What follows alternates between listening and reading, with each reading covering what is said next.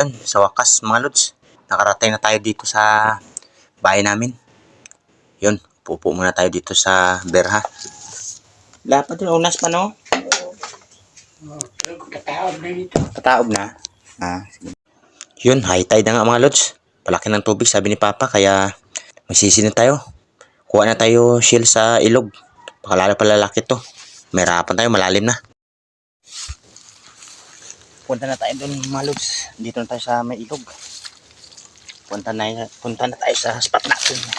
Kuha tayo ng shell. So may dala tayo ano. Lagayan tsaka ano. Ito gawin ko natin pamundo mga lods. Bale itugsok lang natin to sa ano. Sa ilalim. Yung gamitin natin no. Bangka ni Papa, maliit. Okay. Let's go. Paangat na ang tubig. Medyo palaki na to, kaya mag-ano na tayo. Kasi mamaya, lalaki na to eh. Malalim na masyado. Tara. Awanin natin tong bangka. Ayan mga lods. Explore tayo, explore. Andito na tayo sa ilog.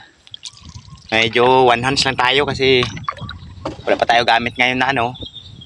Mahirap mag-video na ano. Solo tayo ngayon mga lods. Mahirap yung ganito, solo pero tuloy lang. Explore lang tayo dito. Tayo gamit na medyo okay na ano. Kulang pa sa gamit. Kaya ito lang muna. Doon tayo sa unahan mga lods magkuha ng shell. Kayog kung tawagin dito sa amin. Bangin yan dyan mga lods oh. Dyan sa kabilang side natin. Yan bangin yan, bangin. Yan. Doon tayo galing oh. Sa gilid doon. Ito mga nipa mga lods, yung dami. Yan. Kuha tayo shell kasi wala pang ulam. Kakasahod naman din kasi ano, magasto pa. Kung bili-bili tayo mga ano, hindi rin tayo maganda sana kung nakasama ko sa mga pinsan ko na ano, panagat. Kaso ngayon medyo hindi maganda yung ano, kondisyon ng panahon. Mahirap ng dagat pag dito. Tsaka abala kami sa ano, trabaho. Pag off season siguro mga lods. Baka ano tayo sa dagat. Explore tayo naman sa dagat. Okay sana kung makabili na tayo ng gamit. Gamit natin pang sisid na pang explore natin. Diyan sa kabila mga lods oh. Yan. Kung napapansin nyo. Yan. Parang tinapas mga kahoy. Ano ata yan? Ulingin nila. Bangin yan dyan mga lods eh. Medyo pakyat na yung tubig mga lods. Ayan mga lods oh. Yan, medyo pakyat na tubig. Doon pa tayo mga lods doon. Doon sa pinakaunahan.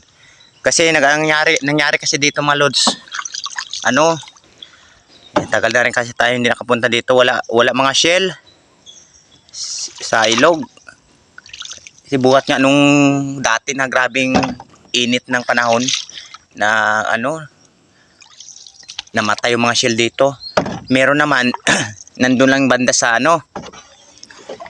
sa taas. Nandito parte ito sa baba eh.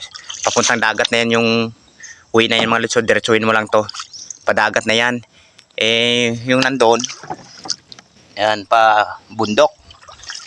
Bali nga rin doon, marami doon. Dito napatay yung mga kayog dito, yung mga shell sa ilog nga. Kasi naabutan ng grabing init yung sagsagan ng tag-init.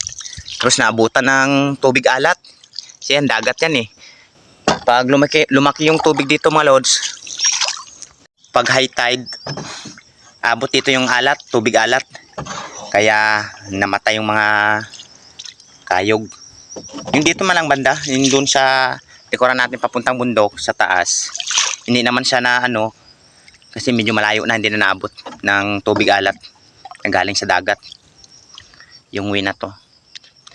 Yung sa harapan natin.